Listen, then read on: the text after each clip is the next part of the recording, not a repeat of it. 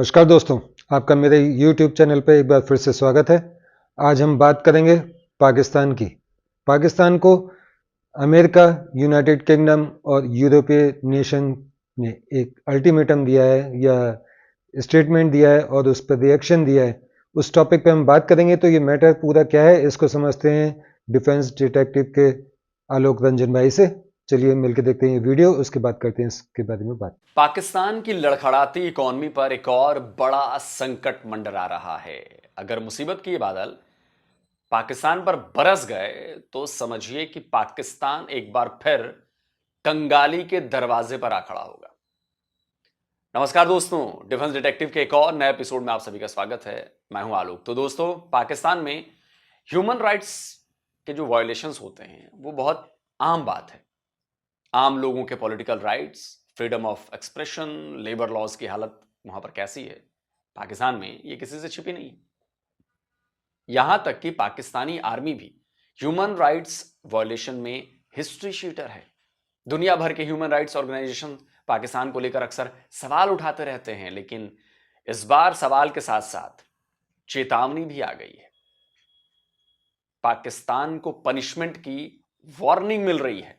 पाकिस्तान के एक्सपोर्ट पर लग सकता है ब्रेक। पाकिस्तान की गारमेंट इंडस्ट्रीज को जबरदस्त झटका लग सकता है। पाकिस्तान की टेक्सटाइल, लेदर और एग्रीकल्चर इंडस्ट्रीज की बत्ती गुल हो सकती है। और इसकी वजह है पाकिस्तान पर छा रहा एक संकट। पाकिस्तान पर छा रहे जिस संकट की मैं बात कर रहा हूं उसका नाम है जीएसपी प्लस। पाकिस्तान को यूरोपियन यूनियन से मिली है बड़ी चेतावनी।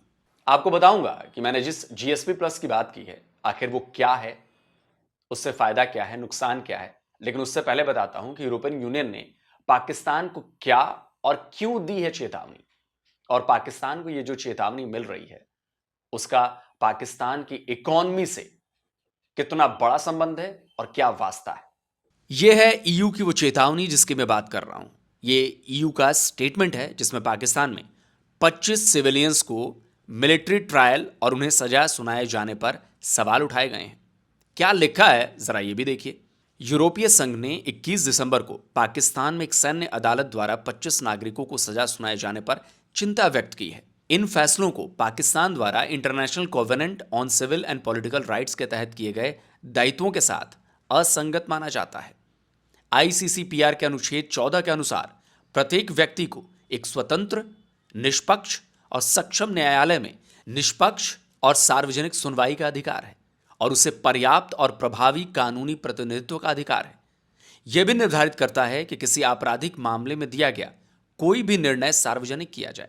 यूरोपीय संघ की generalised scheme of preferences plus यानी जीएसपी के तहत पाकिस्तान सहित लाभार्थी देशों ने स्वेच्छा से 27 अंतरराष्ट्रीय कोर सम्मेलनों, जिसमें आईसीसीपीआर भी शामिल है, को प्रभावी ढंग से लागू करने पर सहमति व्यक्त की है ताकि जीएसपी प्लस स्थिति से लाभ उठाना जारी रखा जा सके। अब मैं आपको बताता हूं कि ईयू ने पाकिस्तान को लेकर यह स्टेटमेंट क्यों दिया और इस स्टेटमेंट का मतलब क्या है। तो इस स्टेटमेंट की पहली लाइन ही बता रही है कि मामला पाकिस्तान में आर्मी कोर्ट ने जो 25 आम लोगों को सजा दी है उसे लेकर ही यूरोपियन यूनियन पाकिस्तान पर भड़का हुआ है। देखिए, पाकिस्तान में ना तो मिलिट्री रूल कोई नई बात है, ना ही सरकारों का आर्मी के इशारों पर काम करना ही नई बात है। तो अभी भी पाकिस्तान में वैसे ही हालात हैं। कहने को तो शहबाज शरीफ पाकिस्तान के प्राइम मिनिस्टर हैं, लेकिन असल में पाकिस्तान को पाकिस्तानी आर्मी के चीफ जनरल आसिम मुनीर ही कंट्रोल कर रहे हैं। अब पाकिस्तानी आर्मी के चीफ आसिम मुनीर और इमरान खान के बीच जो टकराव चल रहा है उसके बारे में भी हम सब जानते हैं। इमरान खान आज जेल में है, तो उसके पीछे की सबसे बड़ी जो वजह है उनका आसिम मुनीर से लिया गया पंगा है। और ये जो ईयू वाला मसला है वो भी कहीं ना कहीं इसी से जुड़ गया है। 21 दिसंबर को पाकिस्तान के मिलिट्री कोर्ट ने 25 सिविलियंस को 2 से 10 साल की जेल की सजा सुनाई है। इन सभी सिविलियंस पर पिछले साल 9 मई की हिंसा में शामिल होने और आर्मी इंस्टॉलेशंस पर हमले का आरोप था। पाकिस्तान के सुप्रीम कोर्ट ने 85 लोगों के खिलाफ मिलिट्री कोर्ट में ट्रायल की मंजूरी दी थी, जिसके बाद फील्ड जनरल कोर्ट मार्शल में इन सभी के खिलाफ मुकदमा शुरू किया गया था। इन्हीं में से 25 को मिलिट्री कोर्ट ने सजा भी सुना दी है। लेकिन पंगा तो फील्ड जनरल कोर्ट मार्शल के इस ऑर्डर के बाद ही शुरू हो गया। जैसे ही यह खबर आई, यूरोपियन यूनियन ने फौरन इस पर ऑब्जेक्शन कर दिया और यह स्टेटमेंट जारी कर पाकिस्तान को उन ऑब्लिगेशंस की याद दिलाई जिसकी वजह से पाकिस्तान और ईयू के बीच कई तरह के करार हुए हैं। ईयू ने पाकिस्तान को याद दिलाया कि जीएसपी प्लस के लिए पाकिस्तान ने 27 इंटरनेशनल कोर कन्वेंशंस लागू करने के लिए साइन किए हैं। ईयू ने पाकिस्तान को याद दिलाया है कि मिलिट्री कोड का यह फैसला international covenant on civil and political rights के करार से मेल नहीं खाता है जिस पर पाकिस्तान ने साइन किए हैं। अब आपको बताता हूं कि ईयू पाकिस्तान को जिस जीएसपी प्लस की याद दिला रहा है वो क्या है वो कन्वेंशंस जिस पर पाकिस्तान ने साइन किए हुए हैं और जिसे लेकर अब ईयू उसे चेतावनी दे रहा है कि ये जो काम हो रहा है ये सही नहीं हो रहा है, तुम्हारा जीएसपी प्लस का स्टेटस खतरे में। जीएसपी प्लस यानी generalise scheme for preferences plus. तो जीएसपी प्लस की स्कीम में यूरोपियन यूनियन दुनिया भर की डेवलपिंग कंट्रीज को सतत विकास और सुशासन यानी गुड गवर्नेंस के लिए विशेष प्रोत्साहन देती है। इसे पाने के लिए विकासशील देशों को human rights, labour rights, environment और गुड गवर्नेंस से जुड़े 27 इंटरनेशनल कन्वेंशंस को अपने देश में लागू करना होता है। एक तरह से कहें तो ये जीएसपी प्लस के लिए ईयू की शर्तें हैं। अब आपको बताता हूं कि जीएसपी प्लस कैसे किसी भी डेवलपिंग नेशन के लिए फायदेमंद साबित होता है। देखिए, जनरल जीएसपी में शामिल किए गए देशों को यूरोपीय संघ में इंपोर्ट टैरिफ लाइंस की ड्यूटी में 66% की छूट मिलती है। जीएसपी प्लस में उन विकासशील देशों को भी टैरिफ लाइन में 66% की छूट दी जाती है जो मानवाधिकार, श्रम, शासन और सतत विकास से संबंधित प्रमुख समझौतों को लागू करते हैं। इससे फायदा यह होता है कि जीएसपी प्लस में शामिल देश अपने सामान को बहुत कम ड्यूटी चुकाकर यूरोपियन यूनियन के देशों में बेच सकते हैं। ईयू की वेबसाइट बता रही है कि पाकिस्तान 1 जनवरी 2014 से जीएसपी प्लस का हिस्सा है और उसे टैरिफ में भारी भरकम छूट मिल रही है। उसके 2/3 एक्सपोर्ट पर लगभग 0% ड्यूटी लगाई जा रही है। अब इस आंकड़े को देखिए और समझिए कि जीएसपी प्लस पाकिस्तान के लिए कितना इंपॉर्टेंट है। यूरोपियन यूनियन पाकिस्तान का दूसरा सबसे महत्वपूर्ण व्यापारिक साझेदार है। 2023 में पाकिस्तान के टोटल ट्रेड का 15.3% यूरोपियन यूनियन के साथ ही किया गया है। वहीं यूरोपियन यूनियन के लिए पाकिस्तान 47वां सबसे बड़ा व्यापारिक साझेदार है। पाकिस्तान यूरोपियन यूनियन को सबसे ज्यादा टेक्सटाइल और क्लोथिंग यानी कपड़े एक्सपोर्ट करता है। यह पाकिस्तान के टोटल एक्सपोर्ट का 73.2% होता है, जबकि यूरोपियन यूनियन पाकिस्तान को मुख्य रूप से मशीनरी, ट्रांसपोर्ट इक्विपमेंट्स और केमिकल्स एक्सपोर्ट करता है। पाकिस्तान जीएसपी प्लस का सबसे बड़ा लाभार्थी देश है। यूरोपियन यूनियन जो है उसका एक जीएसपी प्लस स्टेटस को एंजॉय कर रहा है। ये जो जीएसपी प्लस स्टेटस है पाकिस्तान को दिया गया है और उसका मकसद बेसिकली यही है कि पाकिस्तान की जो जिसे कहते हैं ना एक्सपोर्ट्स उनको थोड़ी सी जिसे कहते हैं ना तकवीयत मिले, थोड़ा सा वो जिसे कहते हैं ना मिले, मजबूत हों एक्सपोर्ट्स जो हैं। और पाकिस्तान क्योंकि इसका बड़ा बेनिफिशरी है सिंस 2014 से ड्यूटी फ्री एक्सेस मिलती है यूरोपियन मार्केट में। ओवर 60% जो टैरिफ लाइंस हैं उसके ऊपर एक्सपोर्ट्स बढ़ी हैं पाकिस्तान के टेक्सटाइल एंड गारमेंट सेक्टर की, और कंप्लाइंस पाकिस्तान कर पाता है इन रिस्पांस के जो ह्यूमन राइट्स, जो labour rights, environmental protection and good governance. तो मतलब ये तरीका है कि ठीक है, आप हमें हमारे मुल्क में अगर 10 अरब 8-7 अरब यूरो कमा रहे हैं, तो अगर आप अगर जीएसपी प्लस स्टेटस नहीं लेते तो वो 3 अरब हो जाएगा।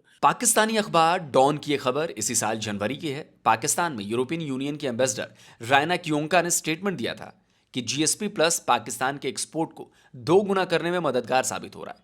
और यह भी देखिए कि इसी साल अक्टूबर में यूरोपियन यूनियन ने पाकिस्तान के जीएसपी प्लस के स्टेटस को 4 साल के लिए एक्सटेंड किया है।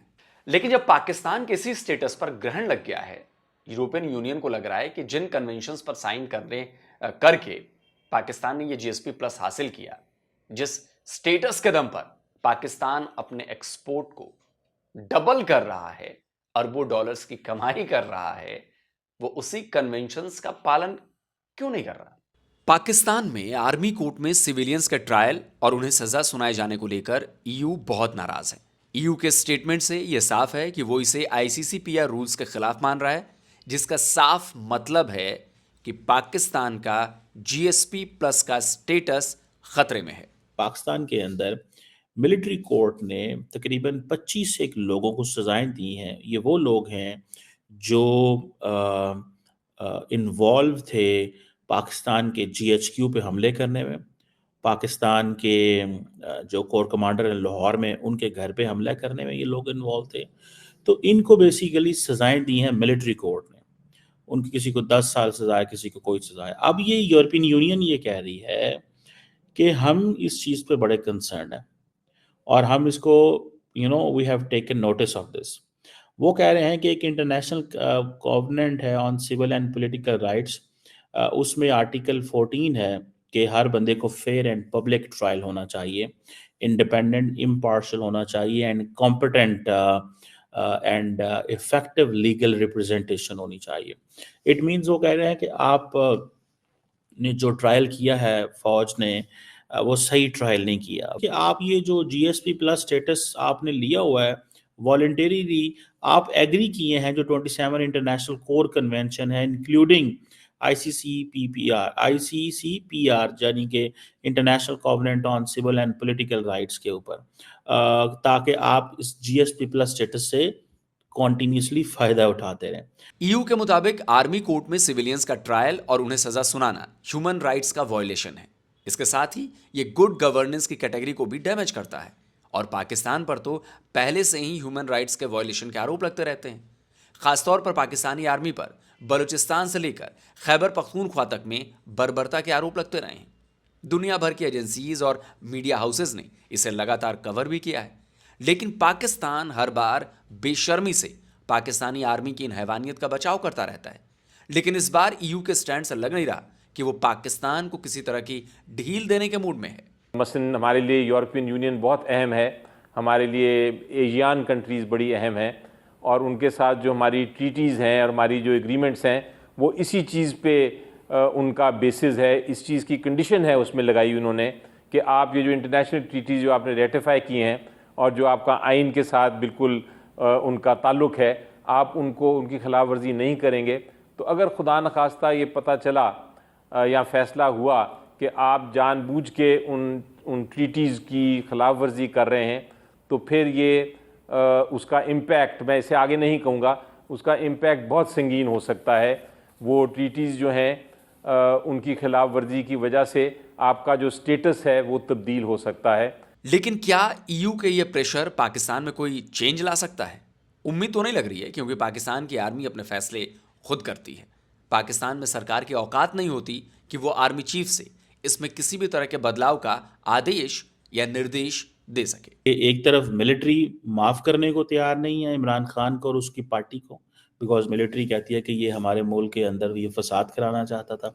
दूसरी तरफ अगर आप देखें तो फौज जो है वो ये भी समझती है कि अगर हमने इसको अलाउ कर दिया हर चीज़ को कि आप हम पे हमले करें, तो कल को कोई भी उठ के हम पे हमला कर देगा। सो इट्स बेटर कि अभी सजाएं दें। सो ये जो इमरान खान की पार्टी इस वक्त कर रही है, जो कि समझते थे कि हम शायद जो भी करेंगे कोई हमसे पूछेगा नहीं, हम जैसे भी करेंगे कोई हमसे पूछेगा नहीं, मेरा ख्याल है कि वो हर चीज़ जो है वो विड्रॉ उन्होंने हो गई है। और अब फौज मेरा नहीं ख्याल कि कोई इंटरनेशनल कॉन्वेंट को देखेगी या लॉ को देखेगी या जीएसपी प्लस स्टेटस को देखेगी। वो उनके लिए the most important thing is के डोमेस्टिकली रूल ऑफ लॉ कैसे इस्टेब्लिश करना है। तो क्या पाकिस्तानी आर्मी को इस बात का फर्क नहीं पड़ेगा कि पाकिस्तान के हाथ से ईयू का जो जीएसपी प्लस का स्टेटस है वो चला जाएगा? क्या पाकिस्तानी आर्मी को इससे होने वाले नुकसान की कोई परवाह नहीं है? दोस्तों, पाकिस्तान और पाकिस्तानी आर्मी के इतिहास को देखें तो इस बात में कोई दो राय नहीं लगती कि पाकिस्तान आर्मी कोर्ट के इस फैसले में कोई बदलाव करेगा। लेकिन दिक्कत इस बात की हो गई है कि ईयू के अलावा अमेरिका और यूनाइटेड किंगडम, इन दोनों ने भी पाकिस्तान की आर्मी कोर्ट के इस फैसले को लेकर रेड सिग्नल दिखा दिया है। स्टेटमेंट्स आ गई हैं।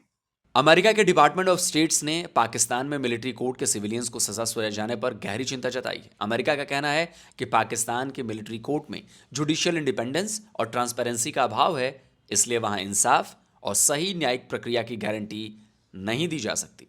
यानी अमेरिका ने सीधे सीधे पाकिस्तान की आर्मी कोर्ट्स को ही कटघरे में खड़ा कर दिया है। अमेरिका के बाद यूनाइटेड किंगडम से भी पाकिस्तान के लिए बुरी खबर आ गई।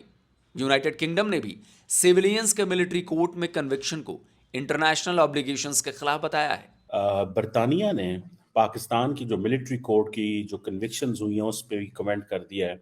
और ये जो अभी कमेंट हुआ है ख़ास तौर पे बरतानिया एंड अमेरिका दोनों की तरफ से, ज़ाहिर बात है पाकिस्तान की लीडरशिप जो है वो थोड़ी सी इसमें परेशान है।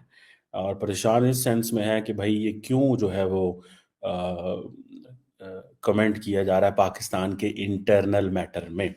देखिए इसमें दो चीज़ें हैं। मुझे ये लगता है कि पाकिस्तान की मिलिट्री ये सोचती है और पाकिस्तान की हुकूमत में भी, क्योंकि देखिए फ्रैंकली स्पीकिंग हुकूमत and military they are not together on same page always, to be frank and fair enough. Military ये सोचती है कि when it comes to targeting the military, zero tolerance. यानी पाकिस्तान के एक्सपर्ट्स को भी यह डाउट है कि अमेरिका, यूके और ईयू के प्रेशर के बाद भी पाकिस्तान की आर्मी अपने फैसले से पीछे हटेगी। अगर ऐसा है तो इसका अंजाम क्या होगा? इसका अंजाम पाकिस्तान पर कई तरह के सैंक्शंस के रूप में हो सकते हैं और ईयू पाकिस्तान से जीएसपी प्लस का जो स्पेशल स्टेटस है वो वापस ले सकता है। अब देखिए ये तो ट्रिपल अटैक हो गया ना पाकिस्तान पर। अमेरिका, यूनाइटेड किंगडम और ईयू, उनके ये बयान पाकिस्तान की शहबाज सरकार के लिए गले की हड्डी बन गए हैं। सवाल उठ रहे हैं कि क्या शहबाज इस बारे में Pakistani army chief general Asim Munir से बात कर पाएंगे? अभी तो पाकिस्तानी सरकार में खलबली मची है कि बिल्ली के गले में घंटी बांधेगा कौन। आसिम मुनीर के पास पाकिस्तानी आर्मी कोर्ट के फैसले को पलटने का पावर है, लेकिन क्या वो इमरान सपोर्टर्स को इतनी आसानी से जाने देंगे? क्या आर्मी इंस्टॉलेशंस पर हमला करने वालों को वो छोड़ देंगे? लगता तो नहीं है।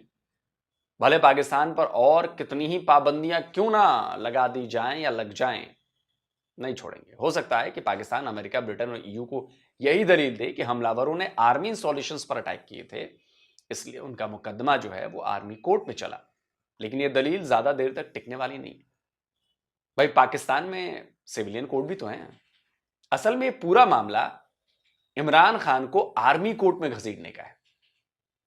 पहले हमला करने वालों को आर्मी कोर्ट में लाओ, फिर जिसे हमले का मास्टरमाइंड बताया जा रहा है यानी इमरान खान, उसका कोर्ट मार्शल करेंगे वहां पर। मतलब कोर्ट मार्शल तो फैज हमीद का हो गया, इन पर केस चलाएंगे। तो अगर आसिम मुनीर इन 25 लोगों को छोड़ देंगे तो फिर इमरान खान पर शिकंजा कैसे कसेगा? यानी पाकिस्तानियों की मुश्किलें और बढ़ने वाली हैं। बधाई हो पाकिस्तान एक और अचीवमेंट पर। अपनी इकोनॉमी के ताबूत में और कीले गाड़कर उसे मजबूती से बंद करने का, ताकि इकोनॉमी खुलकर ताबूत से बाहर ना जाए और अच्छी ना हो जाए। दोस्तों, आपका इस वीडियो पर क्या कहना है? अपनी राय जो है वो कमेंट में जरूर दीजिए। और जिन दोस्तों ने अभी तक डिफेंस डिटेक्टिव को सब्सक्राइब नहीं किया है तो भाई आपसे आग्रह है, अनुरोध है, चैनल को सब्सक्राइब करें। बिल्कुल फ्री है, कोई पैसा नहीं लगते हैं और ये सारी ऑथेंटिक जानकारी मैं आप लोगों तक पहुंचाता हूं।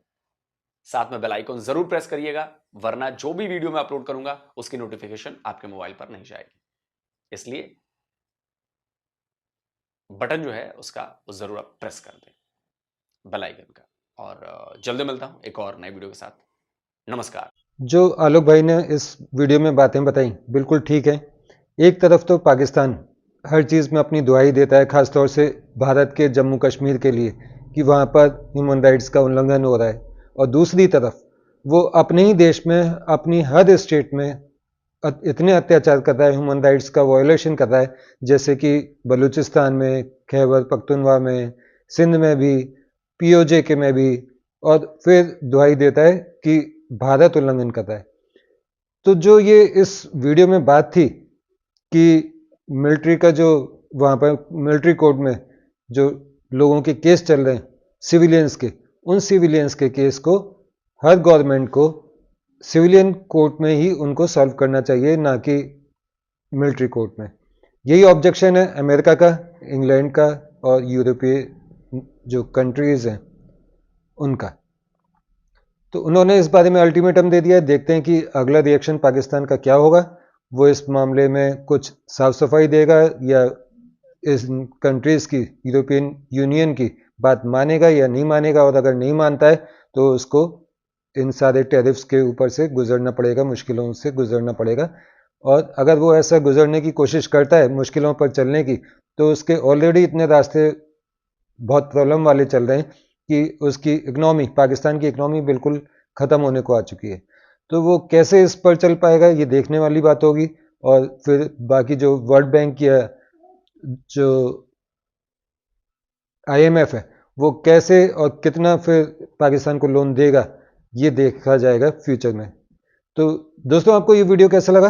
अगर आपको वीडियो मेरा पसंद आया तो इस वीडियो पे लाइक सब्सक्राइब ज़रूर कीजिए। और अगर आपका interest geopolitics, world affairs, global relation में है तो मेरे वीडियो को लाइक सब्सक्राइब ज़रूर कीजिए। और मैं आपके लिए इसी तरीके के सेलेक्टिव टॉपिक पर, इंपॉर्टेंट टॉपिक्स पर आपके लिए वीडियो लेकर आता रहूँगा। मिलते हैं अगले वीडियो में किसी नई इन्फॉर्मेशन के साथ। तब तक के लिए मुझे आज्ञा दीजिए। नमस्कार, जय हिंद।